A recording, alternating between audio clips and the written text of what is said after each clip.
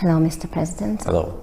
Azerbaijan and countries of the Central Asia region experienced significant economic growth in 2023, according to estimates from the European Bank for Reconstruction and Development.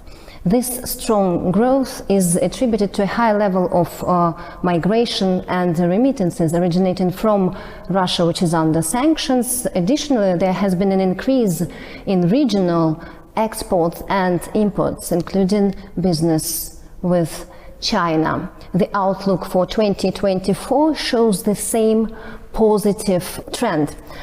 What does this growth mean for your country? As far as Azerbaijan is concerned, our economic development and growth mainly is generated by our reforms rather than those factors which you mentioned. We managed to diversify our economy and to reduce dependence on oil and gas sector, though oil and gas sector continues to be the main part of our economy. This year, our economic growth is a little bit modest because of the slight decline of the oil production. But if we look at the past years, for the last 20 years, GDP of Azerbaijan grew more than 4 times. And that was a very remarkable achievement. And at the same time, we managed to conduct a very sophisticated social policy so that we managed to reduce the level of people who lived in poverty during the last 20 years from almost 50% to 5.5%. This demonstrates that the wealth generated by energy projects was fairly distributed between all segments of our population. We also worked actively in order to reduce the level of foreign debt, and now it is below 10% of our GDP. So the target for the next year is 7% of GDP. So this actually demonstrates the sustainability of Azerbaijan's economy.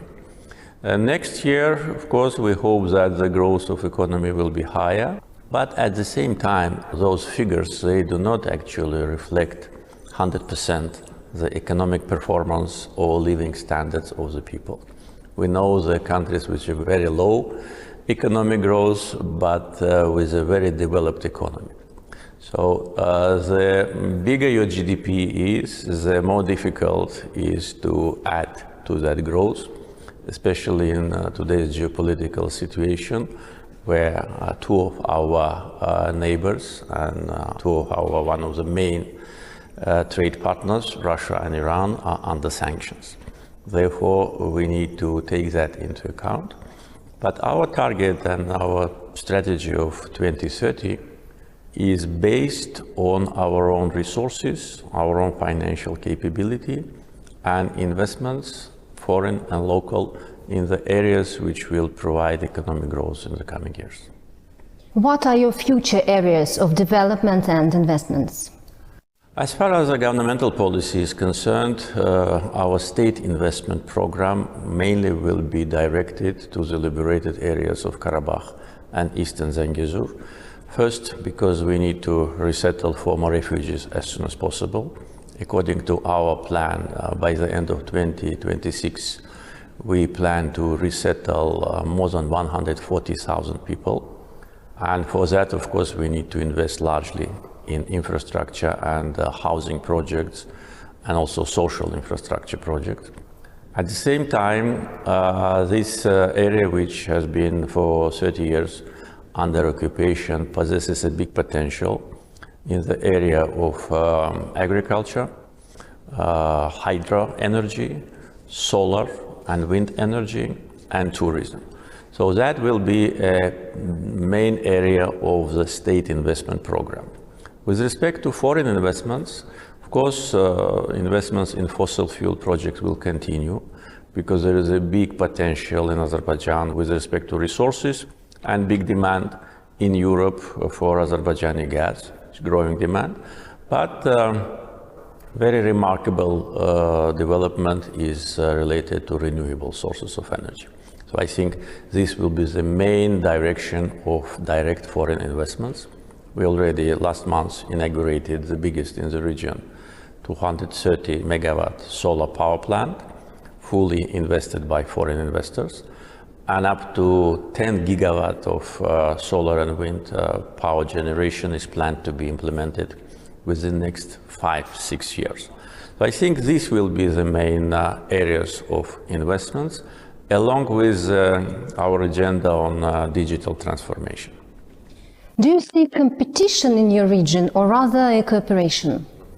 Well, as far as Azerbaijan is concerned, I see cooperation, and that is mainly because of the policy of our country. We always wanted to protect Azerbaijan from any kind of a rivalry, from any kind of a geopolitical struggle or battle between big powers, and I think we managed to achieve that. So Azerbaijan is considered as a reliable partner to many international actors, big international actors, and we see a real result of that cooperation, because if we look at the energy development in Azerbaijan, you'll see a broad international presence. If you look at the transportation sector, you'll see that both corridors, south, north, and east-west, crosses our country, and our neighbors are benefiting from that, many countries in different regions also. And if you see at the situation with respect to the political development also, Azerbaijan is a country with independent foreign policy, which conducts its policy based on national interests. And also one of the important factors, not to transform your country into the area of confrontation or competition, is to protect yourself from international influence, I mean bad influence, and attempts to interfere into your domestic affairs. So we successfully managed to diminish these risks, and that's why Azerbaijan now is a country with a big international potential, good international reputation, and a country which managed to attract more than $300 billion of investments during the last 20 years. Energy supply has been a major topic for Europe over the last 2 years. What is your outlook for your country's energy business? Well, our energy development transformed from oil to gas. At the same time, oil production and export still is an important part of energy security for many countries.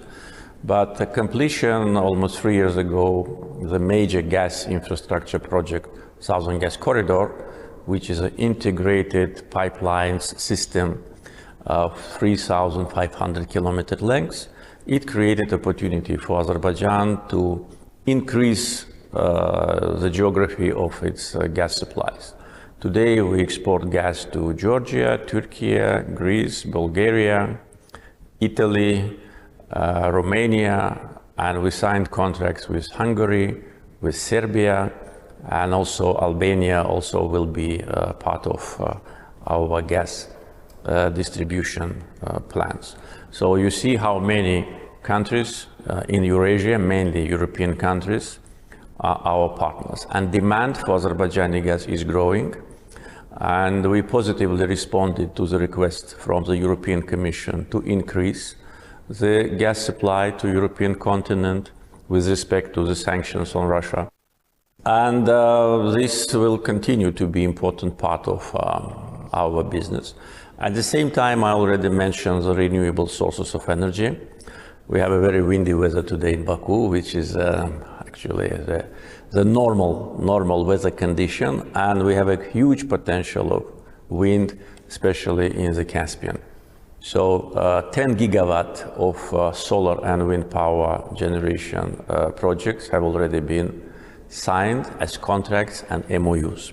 So that will allow Azerbaijan to have a very smooth transition from fossil fuels to renewables, at the same time to provide European consumers with green energy.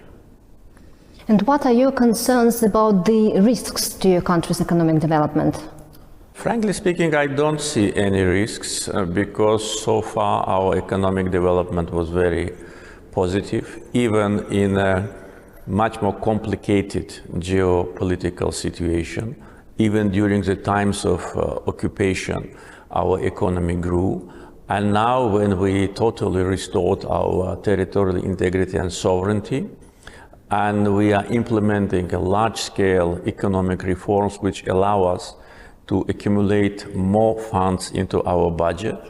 We have conducted a very successful reforms in the customs and taxes administration issues. We created a corporate management system in all our state-run companies, and we see the benefit of that. Of course, a lot of wealth will be generated from the connectivity projects, as I already mentioned, South-North and East-West transportation corridor. We expect tens of millions of cargo, additional, crossing Azerbaijan's territory in different directions. It means employment, it means additional funds, it means geopolitical importance of Azerbaijan. If you look at the map of our region of Eurasia, you'll see that all the major transportation routes cross our territory. And we've developed the most modern transportation infrastructure, so that will create additional opportunities. Plus, liberated territories of Karabakh and Eastern Zengezur, where we plan to resettle hundreds of thousands of former refugees. That will also be additional driver. So, frankly speaking, I don't see any potential risks neither in economic area nor in any other area of our country. No risks at all? For today, I don't see. Maybe potential risks may come from beyond our borders. Inside Azerbaijan, we don't have it. We have a very stable political system. We have a very based unity of our people, especially after the historical victory liberating our occupied territories. Our economic performance is successful. Our economy is self-sufficient. We do not depend on foreign loans. As I said, next year it will be 7% of GDP only. And if you look at our hard currency reserves and foreign debt, you'll see that our hard currency, 10 times is bigger than the debt. So in other words, we can within 1 month level our foreign debt. So not many countries in the world can do this. And the self-sufficient economy with good political connections with the major international actors and the political stability and unity in the country. So all these factors demonstrate that internal risks we don't have. External, yes, but that will depend on the situation beyond our borders. We have war beyond our borders to the north. We have an unstable situation in Middle East. We have potential tensions in the neighborhood. So that could be a potential risk for Azerbaijan. For that purpose, we need to pay bigger attention or more attention to the protection of our borders, so that our borders are open for friends and closed for those who want to do something harmful. Okay. How a SPECA program is important for the economies of the participating countries? Well, SPECA program today commemorates its 25th anniversary, and we decided, and I am grateful to our colleagues from Central Asia that supported our initiative to hold summit, which is the first summit in the history of SPECA program. Actually, this program is based on the economic interaction between Central Asia and Azerbaijan, which today we see the new dimension of that interaction. And if you look at the economic data, if you look at the dynamics of the bilateral visits, you will see that during the last 2 years, active interaction between Azerbaijan and all the Central Asian countries, and also between Central Asian countries, is unprecedented level, high. So this really is a new reality, and we need to capitalize on that. We have excellent relations with all countries of SPECA. We have a lot of investment projects now, Azerbaijan investments in Central Asia, Central Asian investments in Azerbaijan. We have connectivity projects of East-West Trans-Caspian transportation route, which for Central Asian countries is now one of the most attractive transportation connection with Black Sea, with Mediterranean, and with Europe through the integrated connectivity projects. And we see a lot of positive dynamics on the political track, because countries of SPECA in this difficult geopolitical situation today demonstrate stability. And this is one of the most important factors, because without stability, there's no investments, no economic development, and no security. So if you look at today's SPECA members, you'll see that Central Asia and Azerbaijan is an area of geopolitical stability, though the risks are just next door. And for countries of Central Asia, these risks are even higher than for Azerbaijan. So this must be taken as an important factor of success of these countries. 25 years ago, all of us, we were in a completely different situation with respect to the economic development, large-scale social problems, and also we were just in the first phase of our journey on the path of independence. So now we can already report about the success. And we organized an exhibition in Baku Expo Center. I think it is very illustrative to demonstrate what our countries, it's a small part of our achievement, but nevertheless, very illustrative demonstration of what we have done. Azerbaijan foreign policy priority, one of the priorities is more active cooperation with the countries of Central Asia. And we consider the summit, SPECA in Baku, as one of the factors which is part of that policy. Azerbaijan's strategic geographical position between East and West places it in a pivotal location. What is the country's strategy on the international stage? Well, on the national stage, we will continue to conduct independent policy. We are, for the fourth year, chairing the second after United Nations international institution non-aligned movement. We, according to the overall opinion of many member states, 120 member states, Azerbaijan played an important role in bringing a new dimension and dynamics to non-aligned movement. We made a lot of steps on institutional development of non-aligned movement, creating a parliamentary platform, youth platform, working on the creation of the women's platform. We were very active on COVID pandemic issue, providing assistance to more than 80 countries. So our chairmanship in non-aligned movement allowed us to demonstrate our policy, our capability, and our chairmanship, by the way, was extended for 1 year by unanimous decision. 120 countries, not all of them are in good terms with each other, but when it comes to Azerbaijan, all of them unanimously supported us. So this, I think, is the best demonstration of international support. Sometimes when some politicians talk about international community, they mean only maybe several dozens of countries, but international community is more than 200 countries. And majority of those countries support Azerbaijan. This is only one dimension. Our relations with our neighbors are well balanced and based on friendship and mutual interest.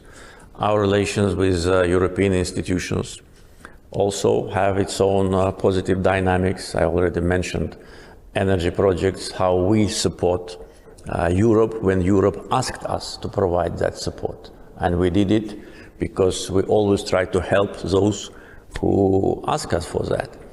Our relations with the Muslim countries is an example of solidarity and partnership. Azerbaijan is considered as one of the most active members of Islamic Cooperation Organization. So this covers actually almost all the members of international community, and our policy always was aimed at providing support when somebody needs it, and to demonstrate a friendly approach to all the countries.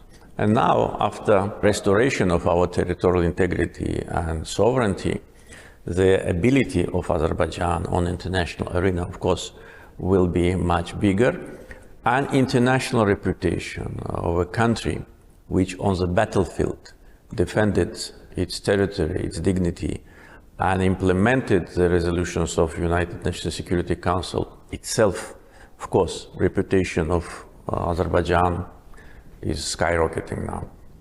In an interview with Euronews back this summer, you said that you hoped that peace between Armenia and Azerbaijan can be achieved by the end of the year. Do you still maintain this position that peace can be achieved, especially after tens of thousands had to leave their homes? And what is next for the dynamics of this region? Well, yes, I was optimistic about the timetable because we exchanged several times with Armenia the comments on the original draft peace treaty which Azerbaijan elaborated itself. And after that, there have been 6 times of exchange of comments between two countries. And when I was talking about that last time to Euronews, I hope that Armenia will not prolong the process of evaluation of our comments. We submitted the last comments to them on 11 September and received a response from them only 2 days ago. So almost 2 months and a half, they were evaluating the draft, which consists of several pages. What does that mean? That means that they want artificially to delay the process. Now, we are talking in the end of November, and of course the hopes for achieving peace and signing peace treaty by the end of the year are not very optimistic. But I think that the timetable is not so important. Important is the agenda of both countries. It was Azerbaijan who suffered occupation, ethnic cleansing. Million Azerbaijanis were deported by Armenian government, and devastation of the territory of almost 15,000 square kilometers. And nevertheless, we were the country which made a proposal to sign peace agreement and to start working on the delimitation. So Armenia now, after Karabakh portfolio is closed, I think will be more willing to come to an agreement with us. Because after restoration of our sovereignty and elimination of the illegal separatist regime in Karabakh, I think the main factor which prevented Armenia to be more courageous on a negotiation track don't exist any longer. So we will evaluate the latest proposals, which, as I said, we received 2 days ago, and we'll comment on that. In the meantime, we are maintaining the contacts on the working level between different officials and through different channels. And I think there's no alternative for peace. If peace agreement is not signed, that will be very bad for the whole region. We want region of Southern Caucasus to get rid of any risks. And of course, we want Armenia today and in the future never put under question our territorial integrity and abandon completely any territorial claims to Azerbaijan. So what are the conditions for peace to be achieved finally? Well, we elaborated 5 basic principles for which should be the basis for peace agreement.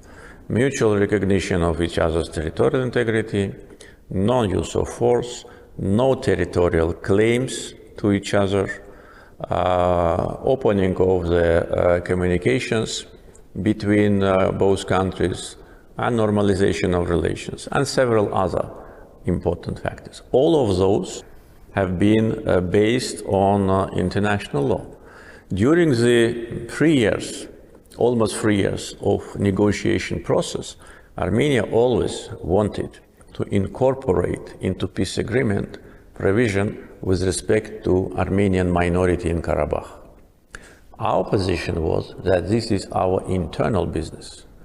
And if they want to reflect the issue of Armenian minority in Azerbaijan, then let us reflect the issue of Azerbaijani minority in Armenia, which was expelled 30 years ago.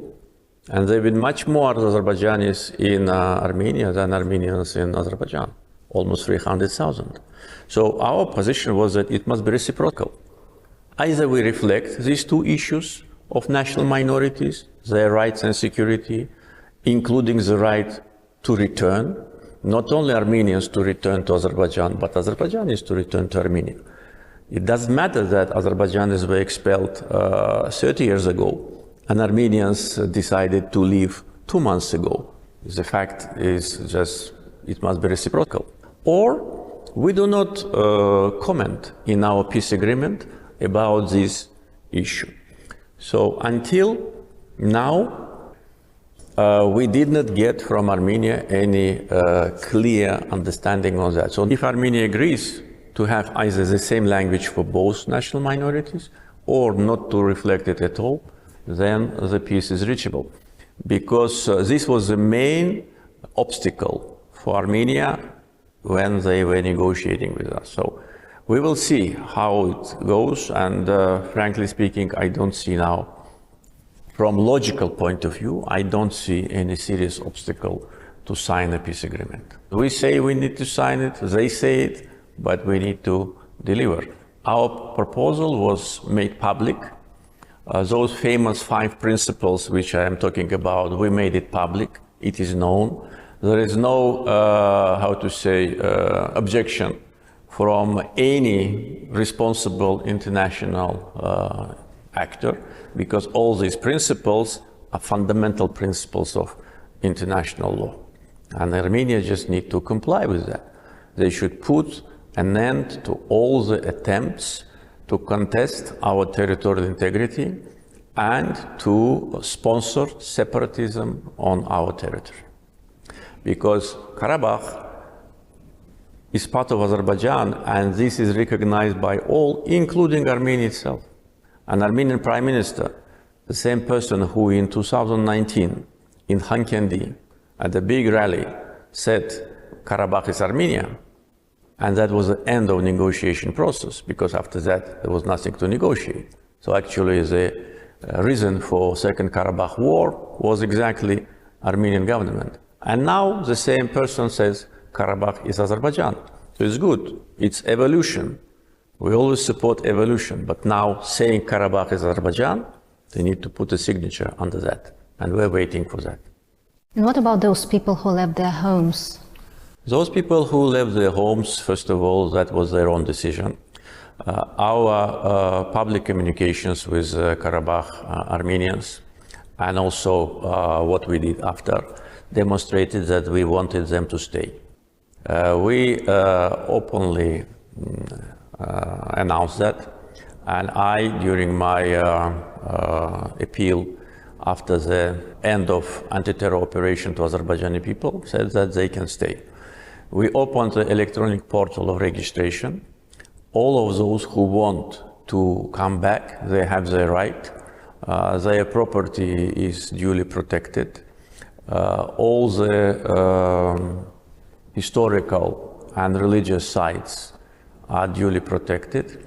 In order to come back, they need to comply with certain regulations. And I was saying that many months before the anti-terror operations, those who want to stay, they need to apply for Azerbaijani citizenship, because how people can live in Azerbaijan being a citizen of other country, either citizenship or work permit or residence permit.